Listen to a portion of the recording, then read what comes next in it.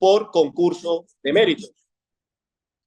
En ese orden de ideas, tenemos que cuando nuestro empleo sale a un concurso, es decir, está incluido en una oferta pública de empleo público, pues llama OPEP, en una oferta, en una OPEP, quiere decir que nuestro empleo puede ser ocupado por cualquier persona que gane ese concurso.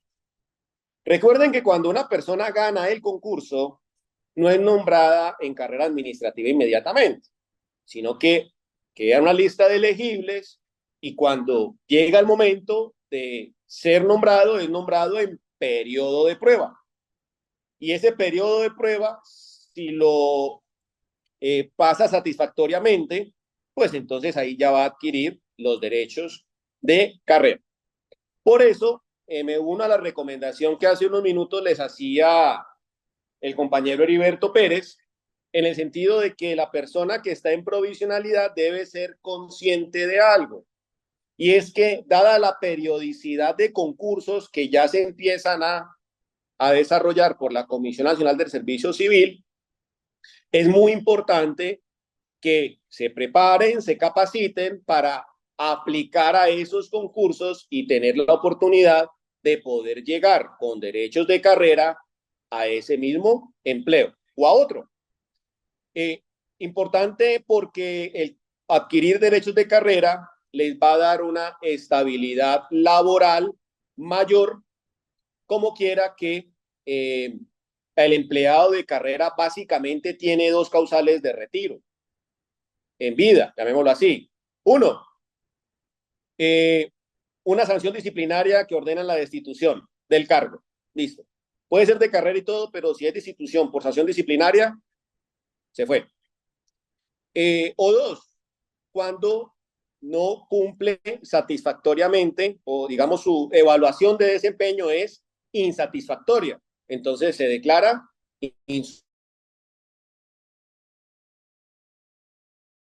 muerta. Entonces miren ustedes que las circunstancias cambian al empleado que se encuentra en provisionalidad. Entonces es muy importante y valoren mucho estos espacios que tienen también de capacitación. La reglamentación y la regulación de todo lo que tiene que ver con los empleados en provisionalidad ha cambiado en los últimos 4 años.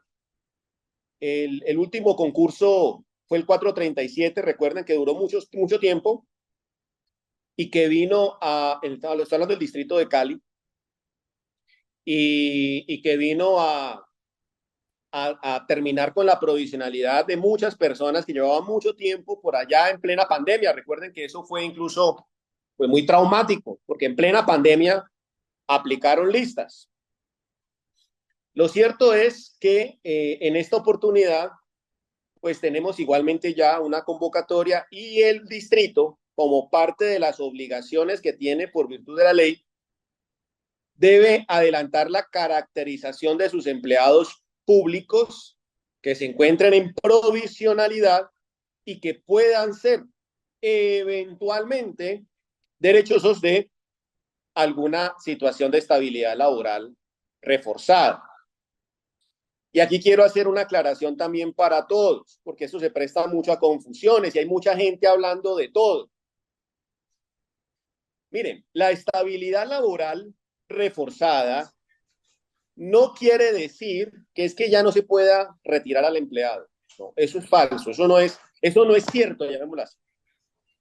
Lo que pasa con un empleado en provisionalidad que se encuentra en un estatus de estabilidad laboral es que tiene un chance, uno más puedan reacomodarse, puedan reubicarse en otros empleos que no aplica para el concurso o que no aplican para el concurso. Entonces, es importante esta aclaración porque a veces las personas creen y se sorprenden cuando la entidad dispone del empleo para aplicar una lista de elegibles. Y resulta ser de que la estabilidad laboral reforzada lo que establece para el municipio o el distrito, en este caso de Cali, y para el departamento, cualquier entidad territorial, es la de agotar unos pasos previos al retiro de ese empleado. ¿De acuerdo? Me están escuchando bien, ¿cierto? Es que veo que varios se están retirando. No sé si no es que no me están escuchando bien. ¿Me están escuchando bien? Muy bien, muy bien. Ok.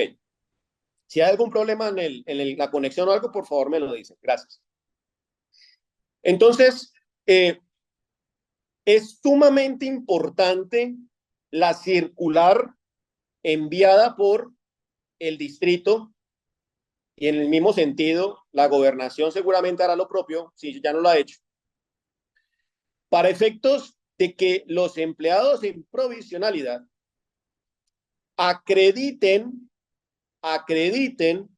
los documentos, los soportes, las pruebas que den cuenta de ese estatus de estabilidad laboral reforzada. ¿Eso con qué fin? Con el propósito de que el distrito y el departamento y las entidades territorial que sea, dentro de su proceso de planeación que le exige para la provisión de cargos por aplicación de lista de elegibles, pueda determinar cuáles son los empleos o cargos que va a proveer primero y saber cuáles empleados son los que va a dejar con una situación o un manejo especial. Obviamente que eso va también a depender del tipo de estabilidad laboral reforzada que se tenga. Y en este sentido, entonces, voy a referirme a cuáles son esos casos o esas situaciones de estabilidad laboral de que trata la ley, específicamente los decretos reglamentarios, con fundamento también en lo que la Corte Constitucional ha dicho al respecto. Entonces, empecemos por aquel que la ley le otorga la primera prelación, la máxima prelación, cuando estamos en una situación de proveer cargos donde están nombrados provisionales. Y es el referido a las circunstancias de salud que llegue a presentar un empleado. En este punto, en este punto es importante referir, si quieren pueden tomar nota, el artículo 2.2.5.3.2. Repito, artículo 2.2.5.3.2. En el parágrafo segundo del decreto 1083 del 2015, es el decreto único de función pública, en cuyo parágrafo establece cuál es el orden de protección al momento de proveer los cargos en provisionalidad por lista de elegibles. Y ahí dice claramente el primero, enfermedad catastrófica o algún tipo de discapacidad. Son dos conceptos distintos. No es cualquier enfermedad. Es una enfermedad, cuando se refiere ese primer orden, a una enfermedad la califica de catastrófica. Ese concepto de catastrófico es más o menos amplio. Hay digámoslo así, un listado de enfermedades catastróficas. El cáncer está dentro de ese listado, por ejemplo. Las enfermedades neurológicas están dentro de ese listado. Son enfermedades aquellas que incapacitan permanentemente al empleado o que obligan al empleado a permanecer en unas condiciones en las cuales él no puede prestar el servicio, llamémoslo así, aquellas que disminuyen su posibilidad de prestar el servicio y que requieren de un especial tratamiento médico. Todos sabemos que cuando somos retirados de nuestro empleo, pues el empleador deja de cotizar a seguridad social y eso pues se presta para dificultades en la continuidad de la prestación del servicio médico. Entonces, lo que esta norma ampara es la posibilidad de que esta persona siga o permanezca siendo atendida a través de esos procedimientos, a través de su EPS, atendiendo pues su enfermedad catastrófica. Aquí es importante aclarar lo siguiente. Hay situaciones en las que tenemos una lista de elegibles que se tiene que aplicar. Hay una persona con una enfermedad catastrófica. A esa persona se le tiene que garantizar, en primer lugar, la afiliación al sistema para que no quede desamparado y la continuidad de su tratamiento o procedimiento. En principio, esa persona no puede ser removida de su empleo, pero pensemos en que solamente queda un solo empleo por proveer, que es el que ocupa la persona enferma, en provisionalidad.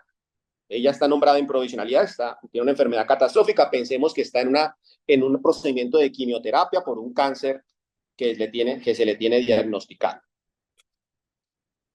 ¿Qué establece la ley? La ley dice, mire, a esta persona se le tiene que amparar la continuidad del servicio médico y en consecuencia el empleador estará en la obligación de continuar afiliándolo o con la afiliación vigente hasta tanto culmine su procedimiento o tratamiento médico. Y en ese orden de ideas puede aplicar la lista. Miren bien, pueden aplicar la lista y esa persona queda retirada del servicio pero con un estatus de estabilidad en el sentido de no ser desafiliado del sistema de seguridad hasta tanto culmine su procedimiento. Distinto, si esta persona enferma también ve amenazado su mínimo vital. Cuando ve amenazado su mínimo vital, porque digamos que los temas de salud los tiene que cubrir el sistema. Los tiene que cubrir el sistema. O sea que por la salud, llamémoslo así, allá hay un sistema que tiene que responder. Pero entendemos que si esa persona no devenga un salario, en consecuencia, pues va a tener un inconveniente para la sostenibilidad de su familia. Entonces, ahí puede verse conjugado la causal relacionada con enfermedad catastrófica, padre cabeza de hogar, sobre lo cual voy a hablar más adelante. Por eso quiero decirles a ustedes que todas estas causales que establece la ley son reporten al distrito de Cali o al departamento o a la entidad a la que estén vinculados. Siempre es importante toda la información, así ustedes crean innecesaria. Apórtenla. ¿Por qué razón? Porque pues eso ya va a ser de valoración de la entidad.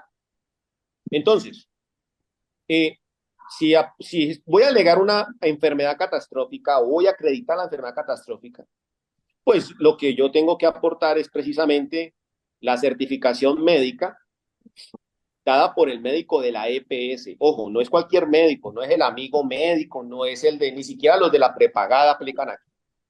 Tiene que ser el de la EPS. ¿Por qué razón? Porque la estabilidad se da en razón a las circunstancias médicas que acredite a través de la EPS. No necesitan aportar toda la historia clínica. Las EPS se expiden una certificación de diagnóstico para efectos de lograr estabilidad laboral reforzada. En ese orden, es muy importante.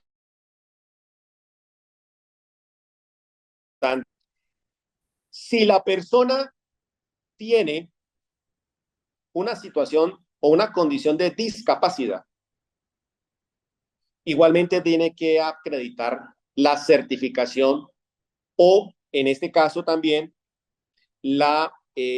con la certificación de la pérdida de capacidad laboral que esté dictaminado por. Es importante cuando ya tienen una calificación de pérdida de capacidad laboral, acreditarla. Y si es superior al 15%, pues las posibilidades de estabilidad mejoran, como quiera que se entiende que ya es una pérdida considerable de capacidad laboral. Si la tiene menor, no importa, aporten. Si la tiene por un 10, por un 5%, aporten. Repito, no es para una persona con discapacidad, no, pues usted ya se puede quedar ahí para el resto de la vida. No, eso no es cierto. Porque entendemos que hay discapacidades que son permanentes. Entonces, en este evento, lo que ustedes logran, aportando esta información, estos documentos, de la manera como les indica la circular, es que al momento de proveer los empleos en periodo de prueba, que son de lista de elegibles, pues no van a empezar por su empleo, van a empezar por otros. Y ahí pueden suceder muchas cosas. Cosas de que la lista se agote, por ejemplo, antes de proveer todos los empleos en vacancia. Y usted puede tener la oportunidad de decir, me salvé en este concurso, como le pasó a algunos de en la 437, que pasó el concurso y quedaron en provisionalidad y por alguna razón casi providencial, pues no fueron removidos del cargo. ¿Por qué? Porque el listado se acabó antes de llegar a proveer su empleo. Entonces, es una oportunidad que van a tener.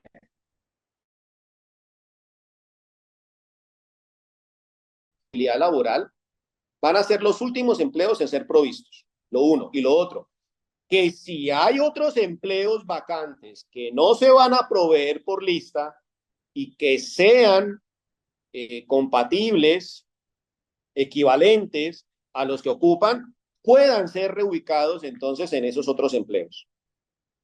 Entonces miren que allí también es muy importante, y ahí le digo al compañero Heriberto que con los directivos estén muy atentos con el distrito, es a tener la información completa de la planta de cargos y de las vacantes, no solamente las vacantes que se van a proveer o que se proveerían con el concurso, sino aquellas que no se proveen con el concurso, es decir, aquellas temporales, por ejemplo, o las que vayan surgiendo y que no se vayan o que no correspondan a la OPEC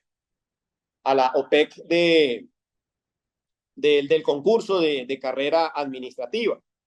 Entonces, en este orden, la información es fundamental. Yo sé que en esto de pronto las entidades territoriales son un poco celosas porque pues además es una información que muchas veces no es conveniente publicarla, pero sí pueden tener acceso no a nombres, no a cédulas, no a quién está nombrado ahí, ¿no?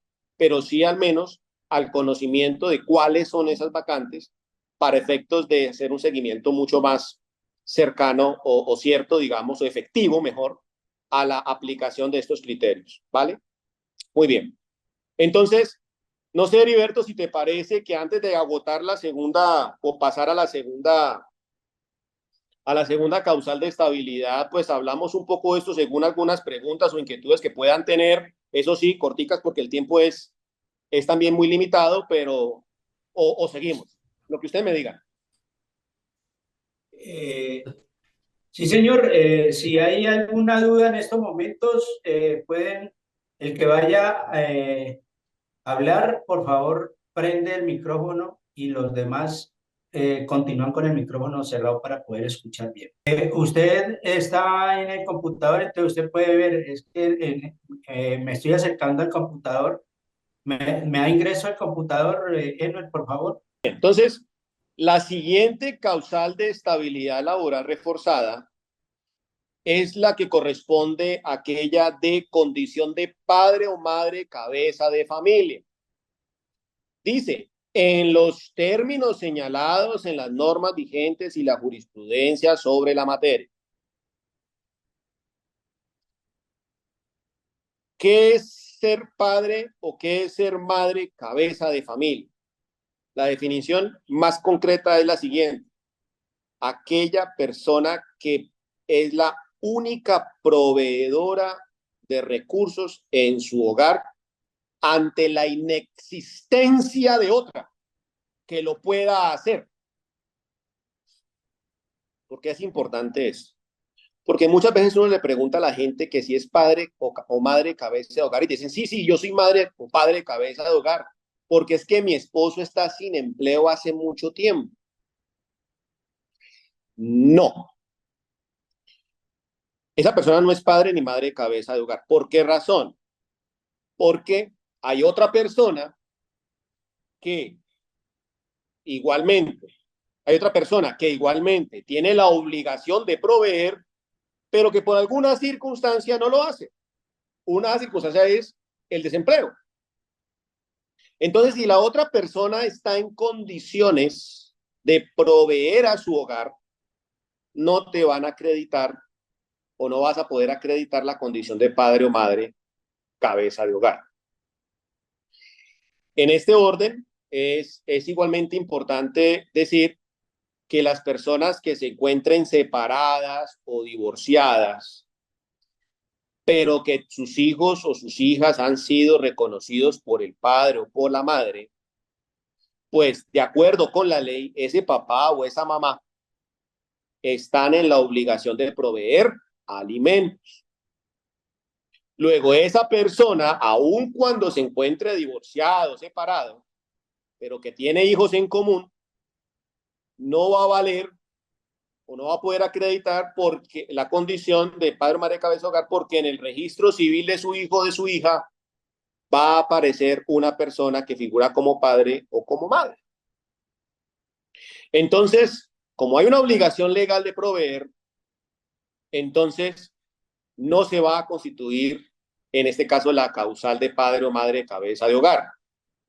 Las viudas, los viudos, sí, ellos sí, porque la persona que también debe proveer, pues no existe, se murió. Entonces, ahí sí puede acontecer este hecho, pero me han dicho, oiga, doctor, yo soy viuda, pero tengo un hijo de 25 años que vive conmigo. Le digo, ajá, ¿y qué hace su hijo? No, pues mi hijo me acompaña en la casa porque es que pues él no se ha podido ubicar, ha estudiado en el SENA, pero pues yo veo por él. Digo, ¿y su hijo tiene alguna enfermedad que lo incapacite, alguna situación de discapacidad que lo haga ser dependiente suyo? Ah, pues que no. Entonces, ¿qué le tiene que decir a esa persona en el momento? No, pues usted no acredita la condición de ser madre o padre cabeza de hogar por la sencilla razón de que hay un hijo mayor de edad que no acredita estudios y que en consecuencia está en la obligación de proveerle alimentos a usted como mamá. Entonces allí no se constituye la figura del padre o madre cabeza de hogar. Cuando esta persona que es madre soltera o es un padre o una madre viuda y tiene un hijo menor de edad, ahí sí puede eh, acreditarse como padre o madre cabeza de familia. Si tienen un hijo mayor de edad hasta los 25 años, sirve siempre y cuando puedan acreditar que los hijos están estudiando, en este caso, en una institución de educación formal, formal, en una universidad o en una institución universitaria o en un instituto técnico, pero tienen que acreditar educación formal. No le está haciendo un curso para aprender cerámica, no, pero y es que ese curso, eso no, o está haciendo un diplomado, o está haciendo un seminario, no, ese tipo de educación no sirve, es la educación formal. ¿Cómo la acredita? Pues con la certificación de la universidad, de la institución o del instituto, hasta los 25 años. O siendo mayores de edad, cuando los hijos tienen una condición de discapacidad que los hace dependientes de su madre o de su padre. Muchachos que son mayores de edad, pero que tienen una condición, una enfermedad que no les permite valerse por sí mismos. Entonces, en ese orden, esa madre puede ser catalogada como madre cabeza de hogar, padre cabeza de hogar. ¿De acuerdo? Muy bien.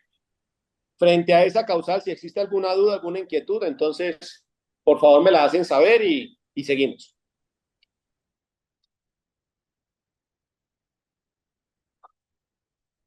Muy importante, ¿cómo acredito la condición de madre o padre de cabeza de hogar? Pues primero con el registro civil de nacimiento en el caso de los hijos, si son menores de edad. Si son mayores de edad, además del registro civil, pues la certificación universitaria o de estudios que esté cursando. Y además, si son hijos que tienen alguna condición especial de discapacidad o que no puedan valerse por sí mismos, pues la certificación médica que así lo acredite.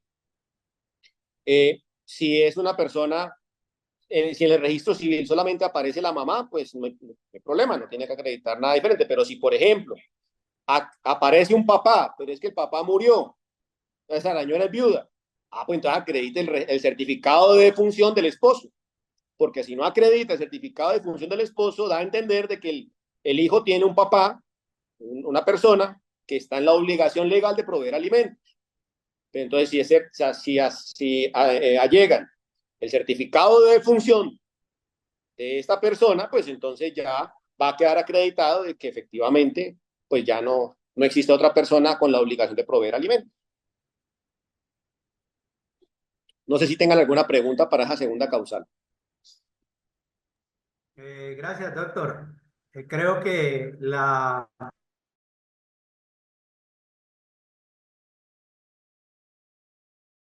dentro de los compañeros que están conectados, pues pueden tener algunas dudas, algunas preguntas.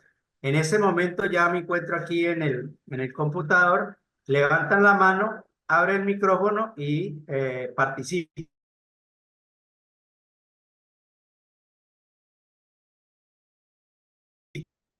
La orden para que inicie su pregunta, su inquietud, y así vamos siguiendo la charla.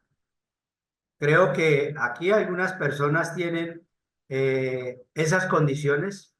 Hay otras que de pronto no la cumplen, pero tienen alguna duda, entonces para que lo hagan. Y aquí el doctor Polanco hace claridad frente al tema. No se queden con ninguna duda, con ninguna. Estamos en confianza. Por cualquier circunstancia, la duda crea que no es conveniente hacerla aquí, háganla, que aquí no se le va a criticar absolutamente nada. Simplemente estamos para aportar, para colaborar, para ayudarle a solucionar las inquietudes que tenga. Heriberto, hay una situación que no mencioné que también pueden causar en esta causal, y es de que el esposo o la esposa existe, o el papá o la mamá existe, pero resulta que esa persona no está en capacidad de proveer alimentos, porque, por ejemplo, tiene una discapacidad. Conocí el caso de una señora que su esposo había desarrollado una enfermedad neurológica, se encontraba, digamos, en estado vegetal, y ella veía por sus hijos, los hijos en común. Entonces, miren que aquí en este caso, pues el esposo existe, el papá de sus hijos existe, pero pues es una persona que no está en capacidad de proveer alimentos a la familia. En ese caso, esta persona, esta mujer, pudo acreditar, obviamente con la certificación médica correspondiente de la discapacidad y enfermedad de su marido, pues que ella era la única en capacidad de proveer alimentos al hogar. Entonces, ahí es muy importante que eso lo tengan en cuenta. Hay otra situación que me han planteado. Mire, es que yo a ese señor hace 20 años no lo veo, o hace 10 años, se fue ni idea.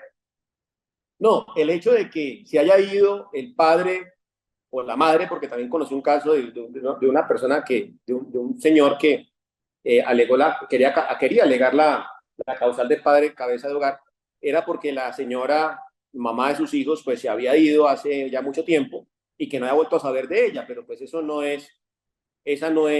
constituye causal en este caso de padre o madre cabeza de hogar. Ustedes bien saben que si la persona no incumple sus deberes de alimentos, pueden iniciar un proceso de pérdida de patria potestad para efectos de que esa persona deje de figurar como padre o madre de esa persona, y en esas son otras circunstancias. Pero eso quiero aclararlo, ¿no?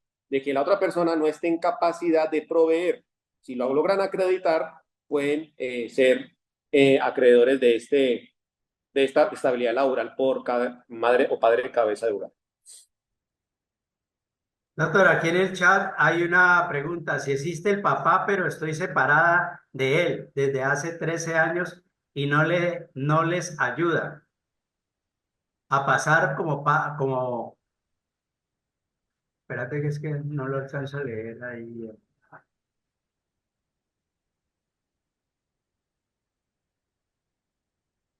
Eh, Sí, aquí le estoy leyendo. Dice que puedo pasar como madre cabeza de familia con dos niños de 16 y 17 años.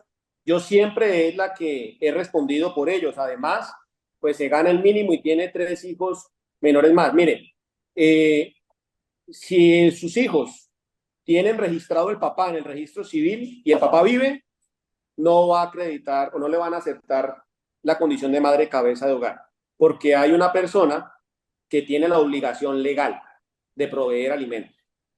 Otra cosa que usted de pronto pues no lo haya denunciado, no lo haya demandado en alimentos, pues ya es otra cosa.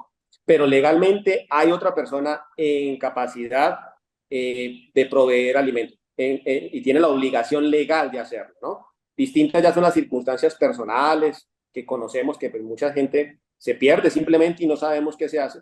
Entonces, en ese evento, pues en verdad lo que le están haciendo es un daño porque usted está proveyendo los alimentos, pero que la otra persona que está en la obligación legal de hacerlo simplemente no lo hace. Entonces ahí simplemente no le van a aceptar la condición de madre cabeza de hogar. Los hijos son menores de edad, no hay problema, ¿no? Pero por la condición de que acreditan los hijos un padre y el padre vive, en consecuencia, no le van a aceptar esa condición.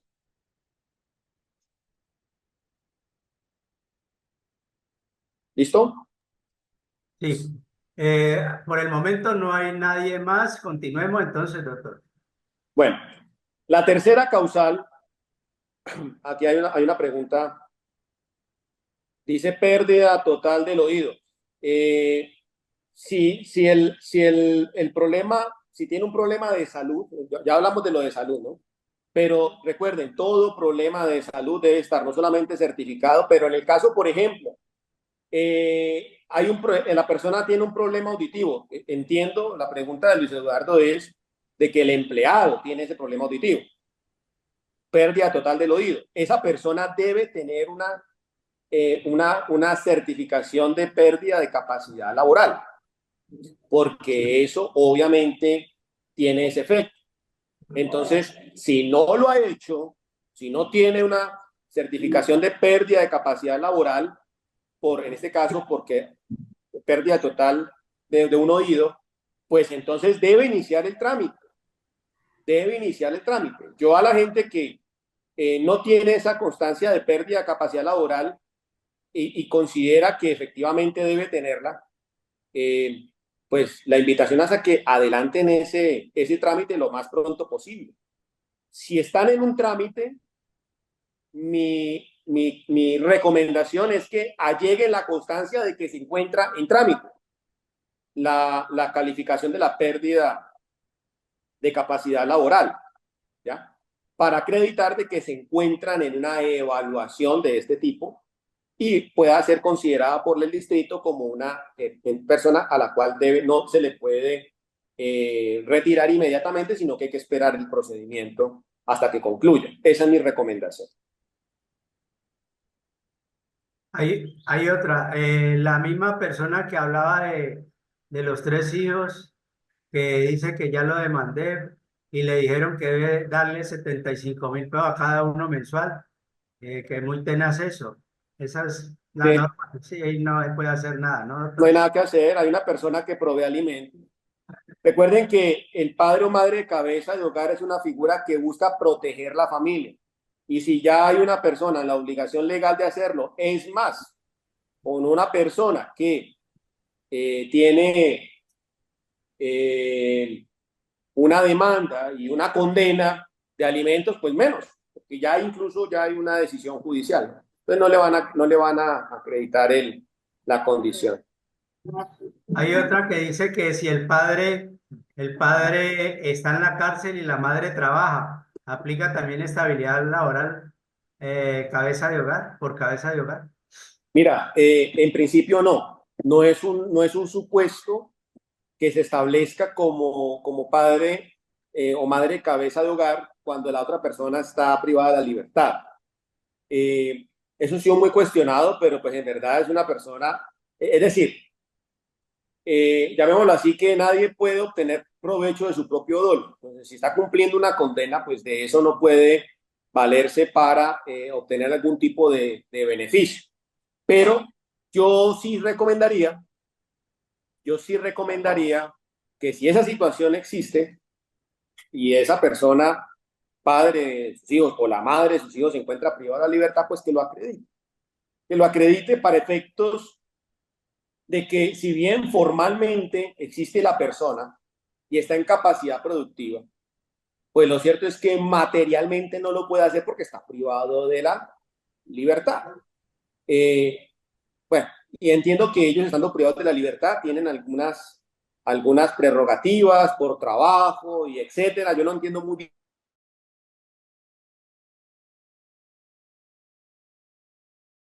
bien de proveer.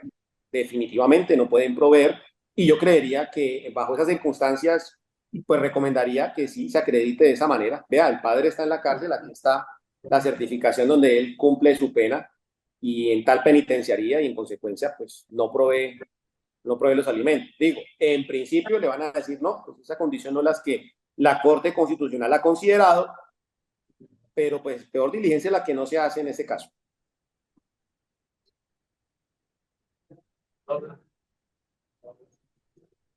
Listo. Pasamos entonces a la tercera causal. ¿Sí? Sí, señor, continuemos. Bueno, la tercera causal es la que tiene que ver con ostentar la condición de prepensionados en los términos señalados en las normas vigentes y la jurisprudencia sobre la materia. ¿Quiénes son prepensionados? Prepensionados son aquellos que están próximos a cumplir el requisito para pensionarse. Ojo, no son las personas que habiendo cumplido requisitos no hayan obtenido la resolución del reconocimiento de pensión. Son aquellas personas que les falta cumplir requisitos para llegar a la pensión. ¿Cuáles requisitos? Dice la norma, aquellas personas que les falte 3 años o menos para cumplir el requisito. Pero ojo con lo que voy a decir. No todo, no toda persona que le falte requisitos es prepensionada. Porque yo puedo tener cumplido el requisito de la semana si me falta la edad. No soy prepensionado. O sea, no tengo la condición por estabilidad laboral reforzada. Yo, si tengo 1.350 semanas, tengo 1.320 semanas, estoy en Colpensiones. Pero soy hombre y tengo 55 años. Pero ya cumplí el mínimo de semanas que son 1.300. Entonces, como ya cumplí el tiempo, no se va a tener como una condición de estabilidad laboral reforzada porque esta condición protege a aquellas personas que necesitan todavía acumular tiempo como requisito para acceder a la pensión. Entonces, si yo ya cumplí con el número de semanas, no me van a aceptar la condición de prepensionado, así me falte edad. Lo contrario sí puede suceder. Yo puedo tener más de 62 años como hombre y faltarme 50 semanas para pensionarme. Hombre, yo soy prepensionado. ¿Por qué? Porque aunque ya cumplí la edad, todavía me faltan acumular unas semanas. ¿Cuántas semanas me faltan por acumular? No pueden ser superiores a 150 semanas, el equivalente a 3 años, más o menos. Los que están cotizando en Colpensiones se pensionan mujeres a los 57, hombres a los 62 con 1.300 semanas. Ojo, las mujeres, de acuerdo con la jurisprudencia de la Corte Constitucional y la más reciente ley de reforma pensional, a partir del 1 de enero del 2026, lo que fue, empiezan a disminuir del 2025, a partir del 1 de enero, mujeres, a partir del 1 de enero de Primero 2025, de julio, doctor. Primero de julio primero, 25. primero de, no, primero de enero, dice la ley, que a 1 de enero se disminuirán en 25 semanas cada año así. Para el 2025 deben acreditar 1.275 semanas y va disminuyendo en 25 semanas cada año hasta llegar a las 1.000 semanas. ¿Eso por qué es importante? Porque para el caso de las mujeres implica, para el caso de las mujeres, tienen esa prerrogativa, primero por la Corte Constitucional y luego ya con la ley que acaba de ser aprobada y que está publicada en la Gaceta del Congreso. Entonces, es muy importante porque eso va a incidir en cuántas semanas. Por ejemplo, hoy una mujer que tiene 1.100 semanas es prepensionada. Si no existiera esta ley, tendría que tener al menos 1.150 semanas. ¿Sí? Pero con esta nueva norma se les baja ostensiblemente ese requisito. Entonces, hagan los cálculos. Es muy importante acreditar. ¿Cómo se acredita esto? Primero, con certificado de registro civil de nacimiento, donde se acredite fecha de nacimiento y, por supuesto, la edad, y historia laboral. La certificación que te expiden en Colpensiones o en el Fondo Privado de Pensiones, que acrediten el número de semanas que tienes aportadas o cotizadas al sistema. Si se trata de fondo privado, si están incluidas en fondo privado,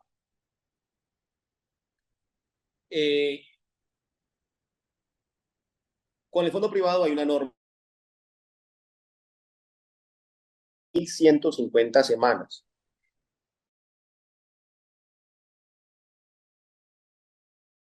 Y no ha logrado acreditar los requisitos para lograr una pensión del 110% del salario mínimo legal mensual vigente, entonces esa persona puede optar por una pensión mínima.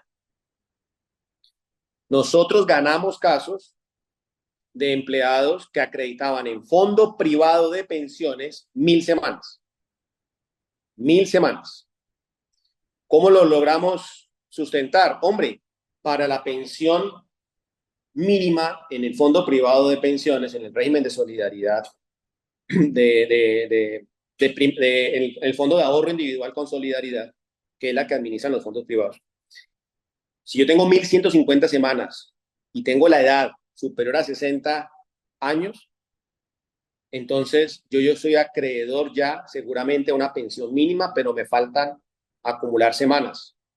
Esa persona, en nuestro concepto, es prepensionado y así muchas sentencias de tutela nos dieron la razón y les concedieron la estabilidad laboral reforzada por tratarse de empleados vinculados a fondos privados de pensiones que tenían al momento de su retiro más de 1.000 semanas cotizadas.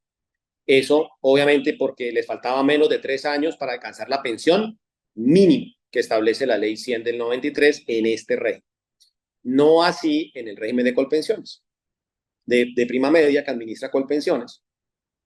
Sí, porque en este caso deben tener acreditada más de 1.150 semanas para efectos de alegar la estabilidad laboral por esta causal. ¿Listo? Entonces, no sé si hayan inquietudes o dudas o preguntas, Heriberto. Doctor, una consulta de parte mía. Recuerde que como en enero, febrero salió una sentencia sobre una señora en Santander donde estaba reclamando la pensión de su esposo que había fallecido, pero que le faltaban algunas semanas y la sentencia dice que a todos los colombianos que aportamos a los fondos de pensión, siempre nos liquidan por 30 días al mes y resulta que el año son 365 y cuando es bisiesto 366. Es decir, que a la señora le sumaron todos esos 5 y 6 años, ¿ves? 5 y 6 días por año y logró que el fallo fuera favorable con las semanas que cumplió para cobrar la pensión de su esposo. Heriberto, pero ese es un caso, ¿me escucha bien? Sí, Ese es un señor. caso diferente, porque, mira, en ese caso la Corte Suprema de Justicia lo que dijo es, oiga, no son 360 días del año, el año tiene 365. Luego, lo que estaba ocurriendo es que para el cómputo de las semanas cotizadas, los fondos privados, y también pasaba con Colpensiones, estaban liquidando sobre la base de 300 días, 360 días al año. Resulta que el año tiene 365 y cuando es bisiesto tiene 366. Entonces, ahí hay una diferencia de 5 días por año.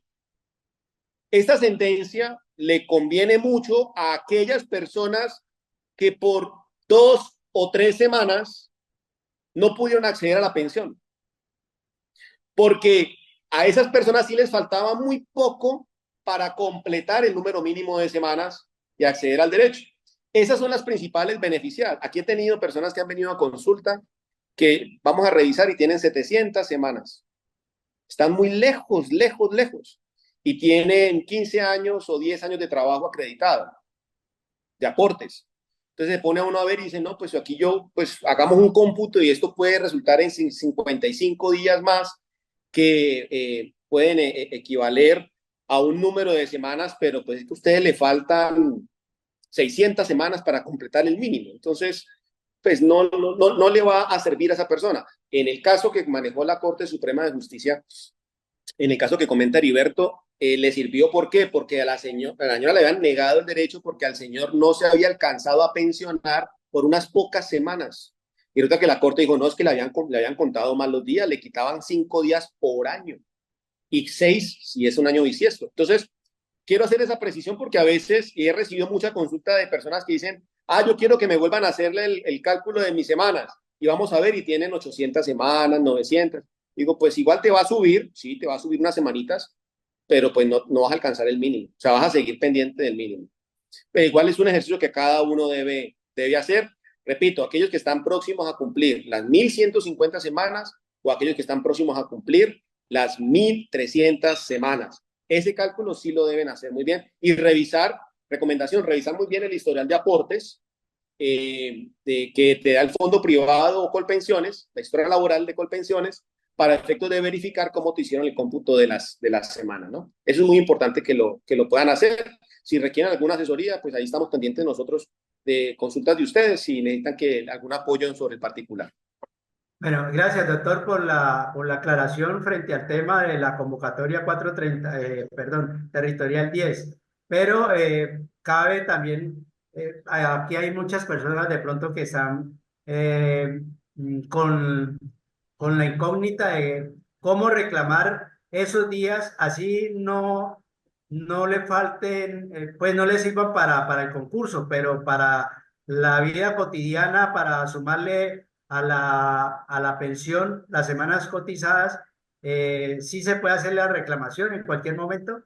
Sí, claro, la recomendación es que la hagan, metan el derecho de petición, susténtenlo en la decisión judicial de la Corte, para que efectos de que se le haga el cómputo de las semanas de cotización a partir de las consideraciones hechas por la Corte en su fallo. Y eso debe sumarle unas semanitas, claro, muy importante. Bueno, aquí hay unas preguntas. Buenas tardes, pregunta. Me falta un año y medio para completar la edad de pensión, pero tengo 600 semanas cotizadas.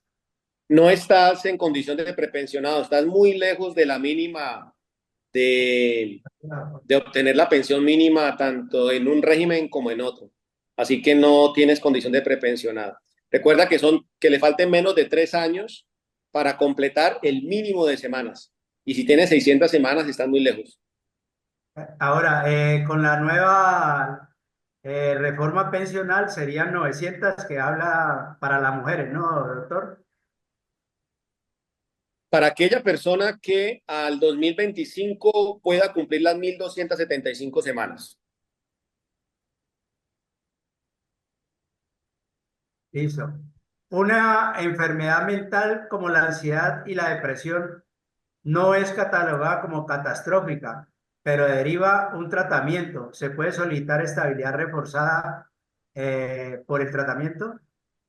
Hay situaciones que pueden llegar a ser incapacitantes y que requieren de un manejo especial, ¿no? Recuerden que no todas las depresiones se manejan de la misma manera. Hay situaciones que están en una condición psiquiátrica de depresión profunda, con intento de suicidio, con situaciones muy complicadas que están acreditadas en su historia clínica, que bien puede presentarse como una situación de manejo psiquiátrico especial y que pueda ser considerada así como una enfermedad catastrófica desde el punto de vista que altera el comportamiento de la persona y que requiere de ese tratamiento, de ese procedimiento para su recuperación o manejo. Hay enfermedades, a propósito de tu pregunta o de la pregunta de la persona en el chat, hay enfermedades pues que digamos que son manejables o tratables, ¿no? Pese a que son graves. Por ejemplo, yo pienso en una diabetes. ¿Cuántas personas no tienen diabetes? Pero la diabetes es una enfermedad manejable o tratable a través de medicamentos. Si la persona obtiene ese medicamento y ese medicamento le permite incorporarse a su vida ordinaria, laboral, normalmente, pues esa persona no tiene una estabilidad laboral reforzada, porque aunque tiene una enfermedad, esa enfermedad es manejable a través de fármacos, a través de medicamentos, y en consecuencia, pues no tiene ninguna alteración o disfunción o situación de discapacidad generada por su enfermedad, ¿no? Eso es importante aclararlo para que pues, las personas también entiendan que no cualquier situación o enfermedad, por más grave que sea, de entrada es incapacitante, no, dependiendo. Cada quien desarrolla, digamos, unas condiciones ya muy particulares de la enfermedad, en este caso. Y también lo que usted dijo, ¿no? De todas formas, deben de reportarlo a la entidad para que en cualquier momento se tenga en cuenta. Por ejemplo, ya quedaron algunos cargos desiertos, entonces tienen que mirar todas esas condiciones también, ¿no, doctor? Claro, pero es muy importante que lleguen, como lo dice la circular, a través del medio que dice la circular, esta documentación. Es muy importante, las certificaciones médicas, repito, hacer diligentemente esos trámites con las EPS. Es la EPS, no es el médico amigo, no es el médico de mi confianza, no es el de la prepagada, tiene que ser el de la EPS. Dice, buenas, por el desplazamiento forzoso por la violencia. Soy desplazada, tengo mi carta de desplazada para el papel que hay,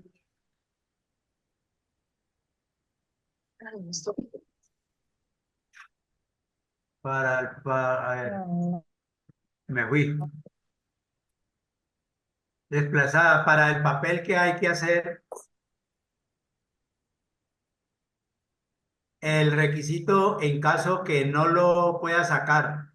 Durante estos 20 años de trabajo como provisional, adquirir, no, ese es otra, hasta ahí. Se habla de desplazamiento forzado. Todas las personas que tengan un estatus de protección especial vigente, apórtenlo. Claro, apórtenlo, es válido. Apórtenlo porque recuerden ustedes que el hecho de que no haya sido enunciado en la circular o en la norma no quiere decir que no gocen de una especial protección. Todos sabemos que las personas víctimas de violencia bajo determinadas condiciones pues son personas o sujetos de especial protección del Estado.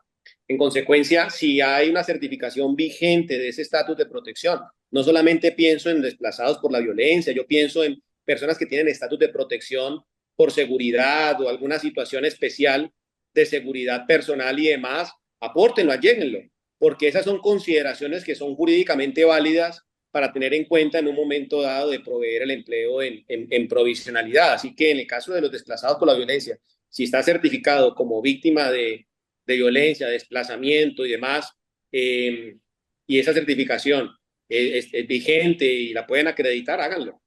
Claro que sí.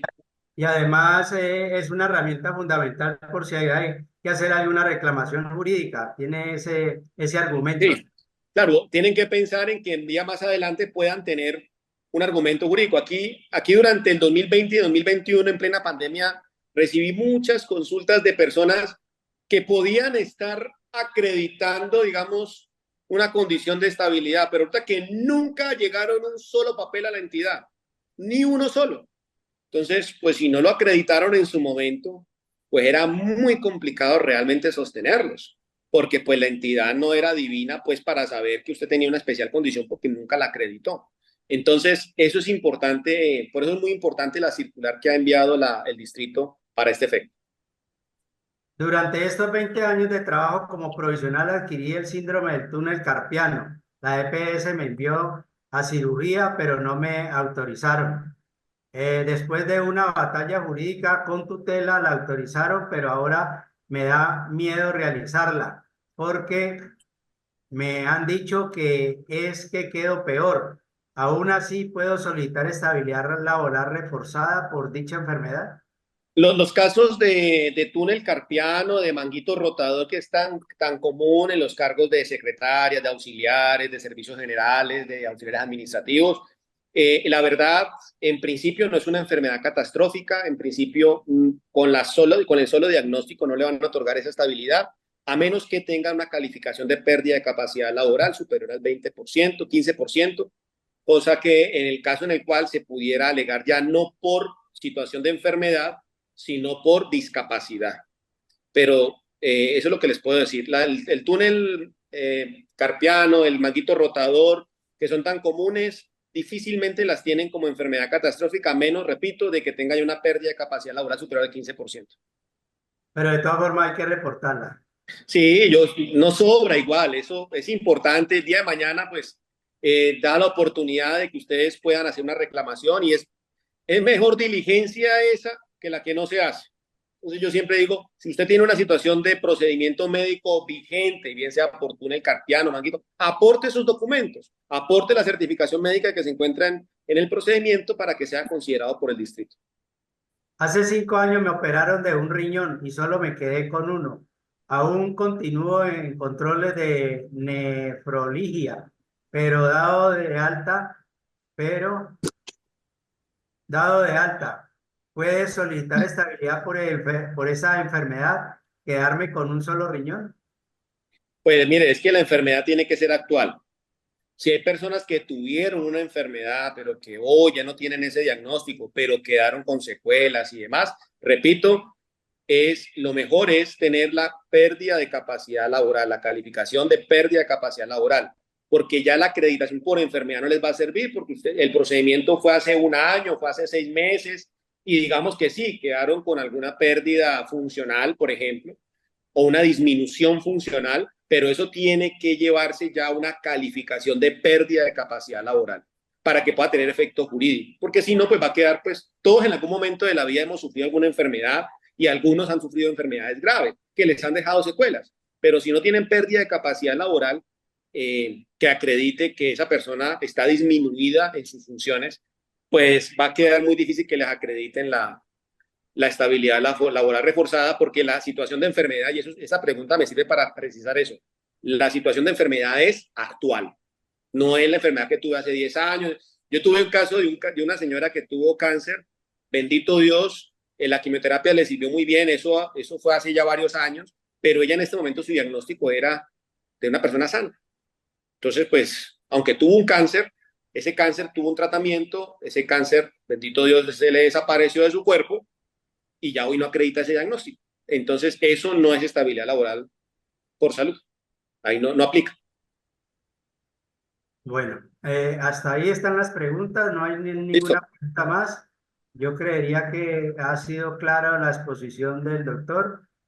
Solamente creo que hay que decirle a los compañeros que están conectados eh, que si es necesario, si hay una cantidad de número de personas, sean afiliados, no afiliados, particulares, que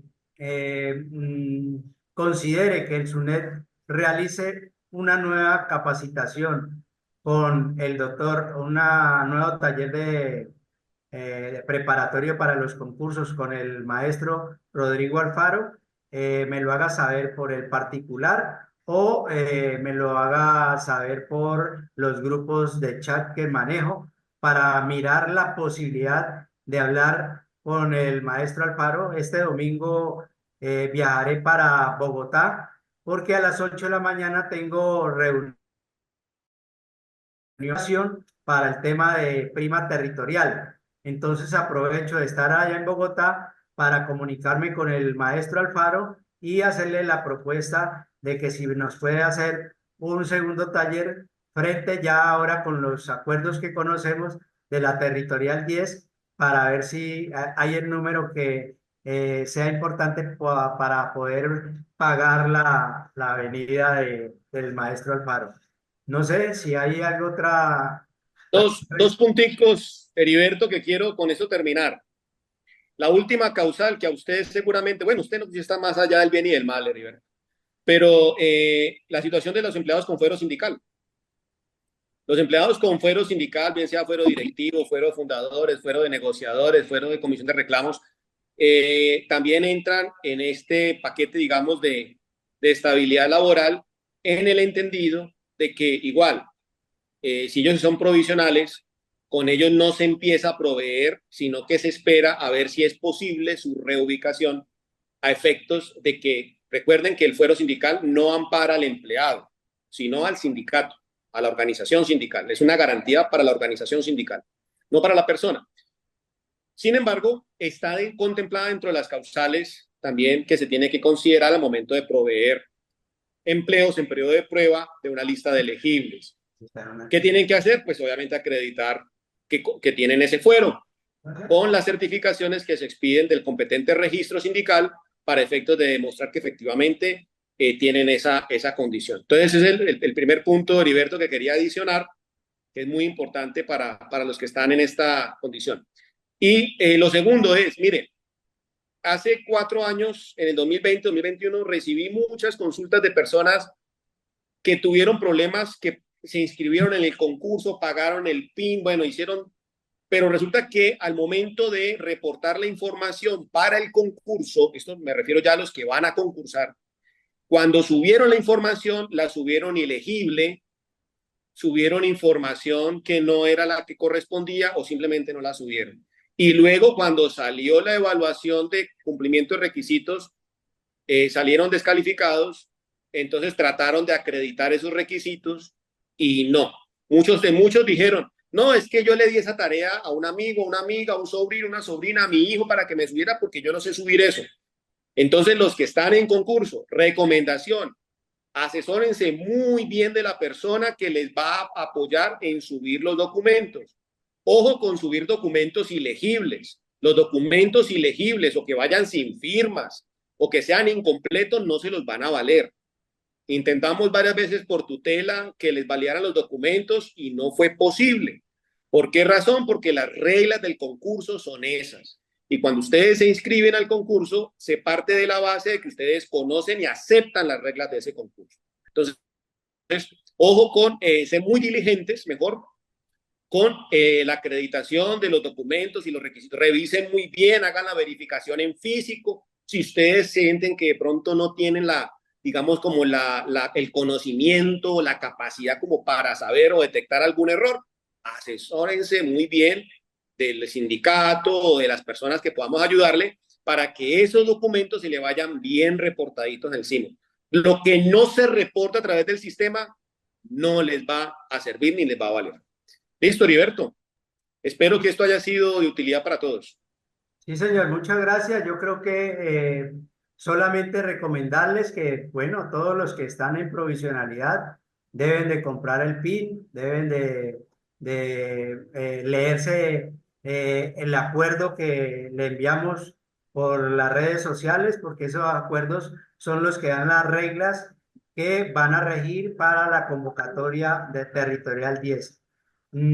Estaré muy pendiente de cualquier inquietud, atento acá en la organización sindical la junta directiva vamos a estar pendiente de cualquier persona que nos solicite alguna consulta.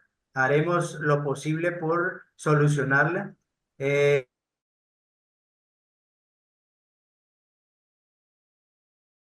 a donde nos permite hacerlo, pero a veces cosas imposibles no la podemos hacer. Muchas personas quieren hasta que prácticamente les hagan todos los documentos y también que quisieran que uno fuera a presentarle la evaluación. Hasta allá no podemos dar, estamos atentos a cualquier inquietud, cualquier observación, a cualquier orientación que podamos dar hasta las posibilidades que tenemos. Muchas gracias a todos. Estaré atento. Vamos a buscar a ver si esta mañana estuve en una reunión con la administración de seguimiento del acuerdo. Les dije que el artículo 46 del acuerdo vigente 21-24 dice que la administración debe dar una capacitación para los concursos, para la evaluación de los concursos de mérito. De modo que estoy detrás de eso, aparte de la que estoy referenciando con el doctor Alfaro, pero con la administración hay que hacerle cumplir ese acuerdo y que dé una capacitación.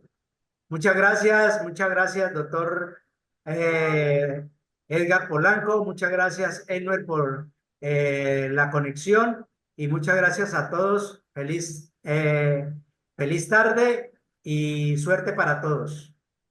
Adiós, que esté muy bien. Éxitos en lo que sigue.